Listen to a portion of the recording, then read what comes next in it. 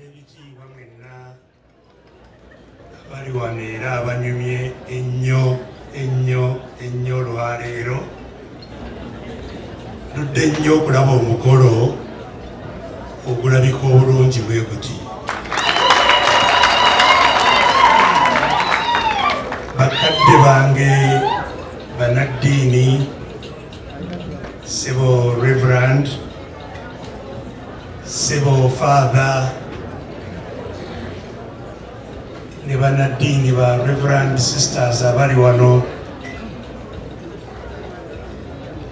mikwano gyaffe mwenna munzikirize nsooke ngambe nti Omukama mulungi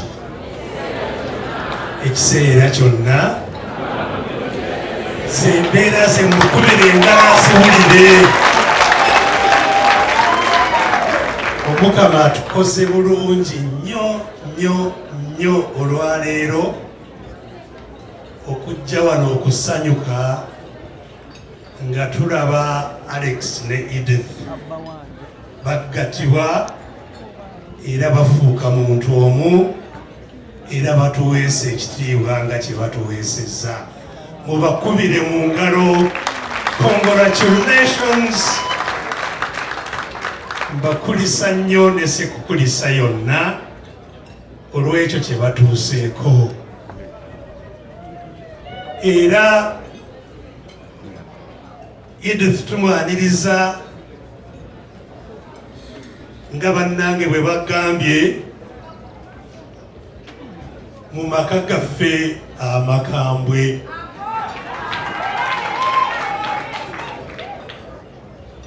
agali ku lutalo olw'okulaba nti eggwanga lyaffe Uganda lidda mu mikono yaffe.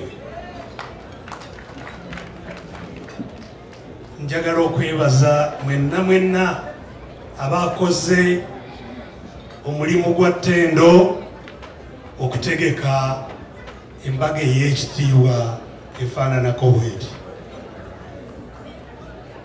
Nandibadde nga njagala okwogera singa nafunye omukisa guno nga abagole weebali kyandinkoze bulungi, naye ennaku za Desemba ziba nzibu, zirimu emikolo miyitirivu, era n'okuva obwenkya twabadde esisa, abaddeyo omukolo gw'abannaffe eyo, nakati emikolo ekyali mingi nga kinkakatako mbaleke ng'omukolo tegunnaggwako.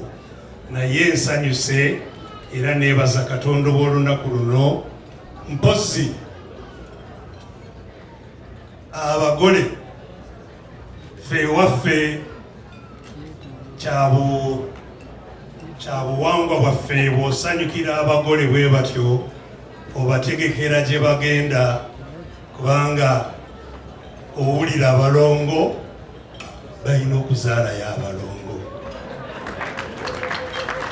Kati abalongo bwebanga betulindiridde, nange nja kubawaayo ente ey'amata basobole okutegekera abaana, basobole okutandikira okutegekera abaana baffe. Baagaliza omukolo ogw'essanyu eyo gyengenda bwe binaabanga byanguye, ndowooza tuli bakusula wano mwani ndaba nga nkomyewo tusobole okukuba amazina buke. Nsuubira muganda wange olunaku olwaleero lutuwadde wano tusanyukirewo mpaka ku makya, n'olwekyo oba oliawo nandidda netukuba muziki ne gukya. Mwebale nnyo, Mukama bampeera omukisa, era abantu baffe mbaagaliza obufumbo obw'essanyu era obuli very successful. Omukama bampeera omukisa.